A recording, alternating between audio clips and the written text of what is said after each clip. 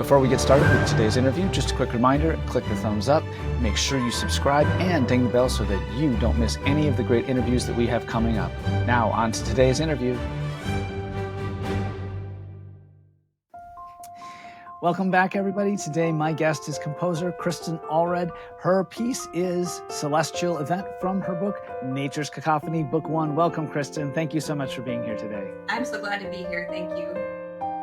So, you made a very interesting note at the top of this piece, right under the title. You talk about an acoustic scale. I will be truthful, I had to look this up. I had never heard that term before. I was familiar with Lydian, Mixolydian, and in his book, Composing Music, William Russo calls it the Lixian scale, which is a fun name, I thought, kind of a blend of Mixolydian and Lydian.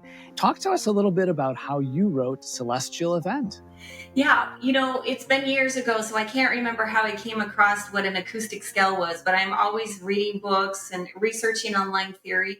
So I researched it a bit and I thought, well, I want to write a piece using that scale. And so that's kind of how it came about. It's just an interest in something I had read.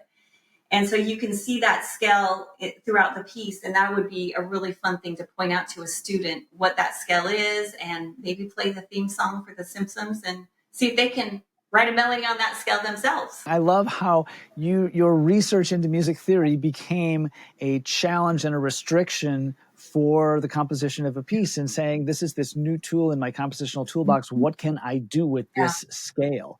So this piece has this very delicate fifth at the opening, and you have a melody in the left hand, which is a great challenge for students.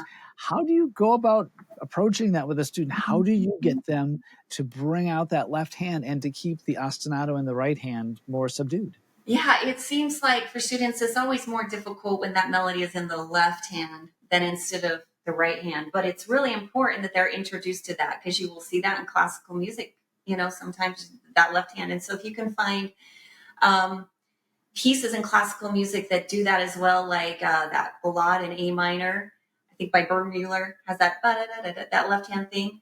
So if you can find other pieces that are corresponding to this, or you're having to bring out a left hand melody, it's going to help them do it in this piece as well. But fortunately, the right hand is pretty simple while the left hand is doing the melody. So that will help a lot, teaching them just to play that really light and soft left.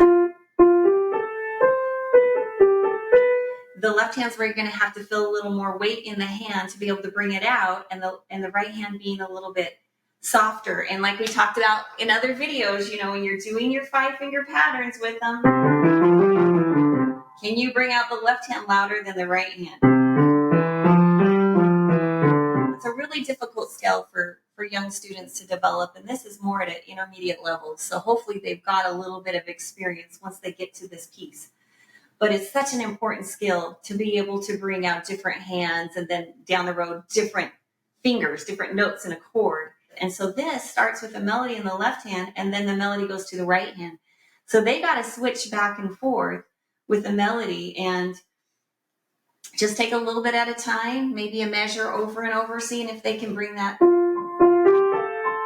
over the right hand, and play it for them both ways.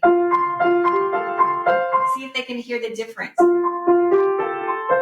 Record them, have them listen back, and see if they can hear themselves doing it. That's just awesome advice.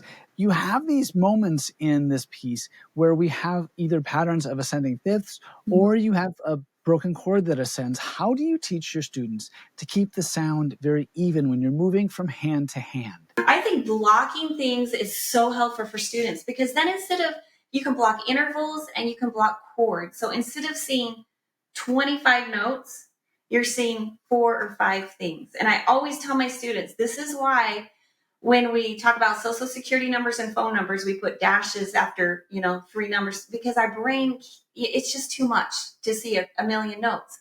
But if you say, look, all I'm doing is the same thing, F and C, F and C, F and C, F and C, and you block it and you show them that position moving around, so much easier. And then a lot of times in this piece, I'll play it, and then I'll play the same thing an octave lower, an octave higher. So once they see that general position, they're like, oh, I got it. I just have to play it here. Oh, I got it. I just have to play it here. So showing them how to block it, what the interval is, talk about the intervals. And then if they're not playing evenly, you can teach them the different ways to practice to get something evenly, like slow and loud. Staccato forces you to play evenly. Play it staccato. If you ever have a passage that's just not even, playing staccato forces you to play it evenly. So those are some suggestions you can use to get it really even. Those are great tips.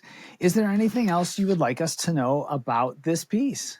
Trying to get it up to that tempo, that metronome tempo of 132 that's at the top, because if you do it too slow, this piece really builds and builds, and it starts out kind of really ethereal sounding, but then it gets kind of like almost big and poundy, like some impending doom is happening in the universe, something really scary.